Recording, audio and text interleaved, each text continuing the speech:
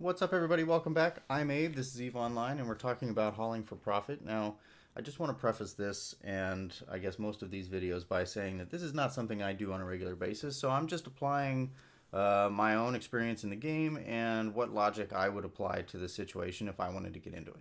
So take this for what it's worth and what you're paying for it, which is nothing. And yeah, just join in with me and we'll go through this process together of sort of digging into it and seeing what we think our options are. So another way to haul for profit is to accept courier contracts. So I've opened up the contracts window. If you go under your little menu over here under business, you can select contracts, and I just closed the window. But and then there's a buy and sell under available contracts, and you can just select courier. So I'm in Jita, and let's say I want to see what's here that needs to be shipped elsewhere, and it's available publicly, and I just hit search.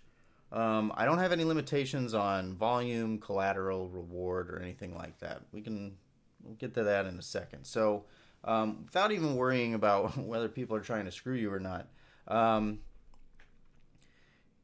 it's worth, like, you can sort of consider what your limitations are, right? So if you purely want to haul in small ships, maybe pick the favorite ship that you want to haul in, and like this Heron, for example, I've got 400 cubic meters just as a rough, just as an example, and I can look exactly at a maximum of 400 cubic meters worth of volume of items here, right?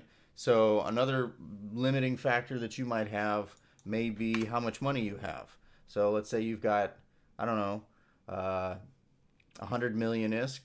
Well, let's say you can only, put up 100 for collateral, and suddenly that changes, what you're looking at. Now, I removed the volume, but let's continue to limit it because I don't think anything's going to show up under there. There we go. So, all right.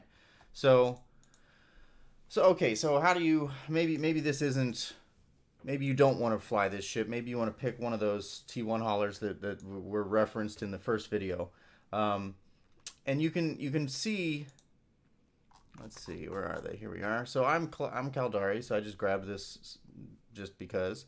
And I've got two options. So one of them gives bonuses to ship cargo capacity and an inertia modifier, and the other one gives bonuses to cargo capacity and ship max velocity. Which one do you care about? Well, inertia modifier will allow you to align faster. I don't think there's much value in a maximum velocity in a hauling ship, but that's me. Generally, you're not going to be slow boating almost anywhere, and I don't think that the difference is going to be substantial. But we can look. So we're looking at the Teyra right now. And where's the speed? There we go. 115 meters per second versus the Badger, which is 127 meters per second. That's kind of funny.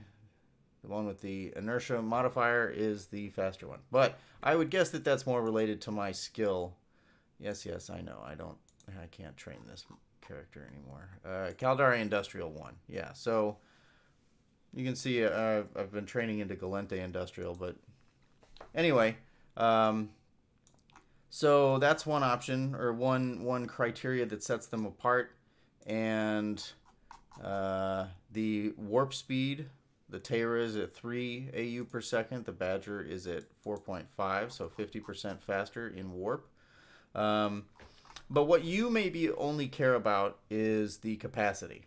So you may look at this, and you look at the Badger, and the Badger has, right now, because of my skills, a cargo capacity of 4,095 cubic meters. But the Teyra has 7,665, so that's substantially more. And then when we go over here and we start adding expanded cargo hold 2s, you can see that jumps up pretty significantly to 20,256, right? If our skills were higher, that would be closer to 24,000 or more.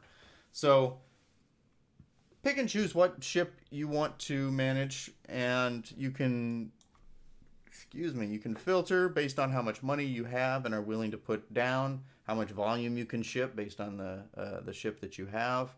And maybe you're an elitist and you only want to accept rewards with a minimum of 10 million. And so you can just search purely on that, right? And there are a bunch of options here. So beyond this, what do you need to pay attention to and look out for? So because it's JITA and because this is EVE Online, look out for scams, right? So right off the bat, let's go back to the 400 cubic meter just because it lowers it down a bit. And let's look at the collaterals for these things. So the reward is 3 ISK. The collateral is 6 billion. And yeah, this is a scam of some kind. Either somebody is going to almost definitely kill you when you undock after accepting this, or either way they get 6 billion of your ISK and they only get you only get paid 3. So anything with a huge collateral is suspect, especially with these. Look at how small these rewards are. This has got to be in millions. This can't be. Let's view this contract here. Yeah, reward 257,000. This one is 1.06 million. Okay. But either way, not incredibly high or great. But keep your eyes on this, and also know that regardless of how legitimate some of these look, right? JITA to Dodixie, like that's not bad.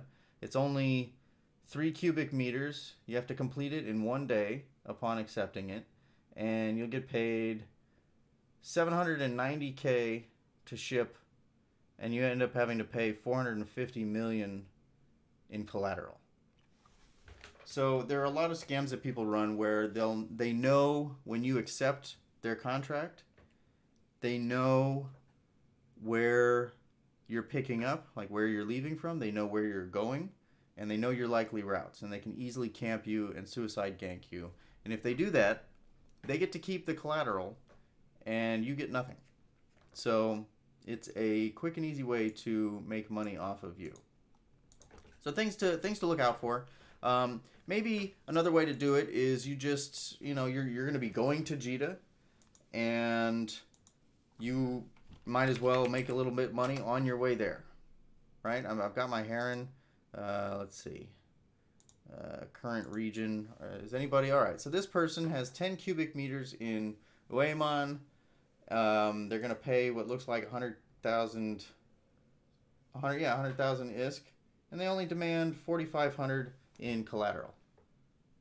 So look at that. 28 jumps. 3,571 ISK per jump. And that's a lot of times how these things are valued. So contracts are another way to haul for profit if you do it intelligently. And again, this area of the game is rife with scams and traps that you just need to look out for. So don't throw all of your money into it right away. Get into it, do a bunch of cheap courier runs, get a feel for it, know your ship, understand how it aligns, how you can get into warp fast, get a feel for the routes, and then ease yourself into it. So that's another way to haul for profit, is to just take other people's items from point A to point B. And there are corporations who specialize in this. I think it's what is it?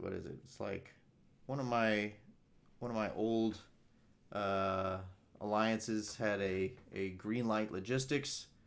There's the red frogs and the black frogs, I think, that haul pretty much anywhere in space. So if you really dig this kind of gameplay, you can maybe see about trying to join them and get involved with that.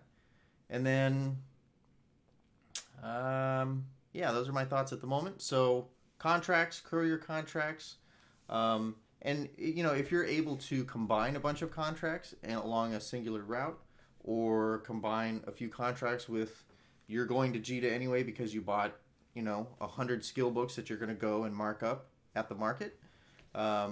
go ahead and make a little bit of extra money as you fly in. But be aware that, you know, when you have things of great worth in your cargo hold, you have a lot to lose. And there are people camping JITA for a reason, and you should have insta dock bookmarks and insta undock bookmarks to be as safe as possible. So go forth and haul for ISK, and good luck to you. And I will catch you in the next video.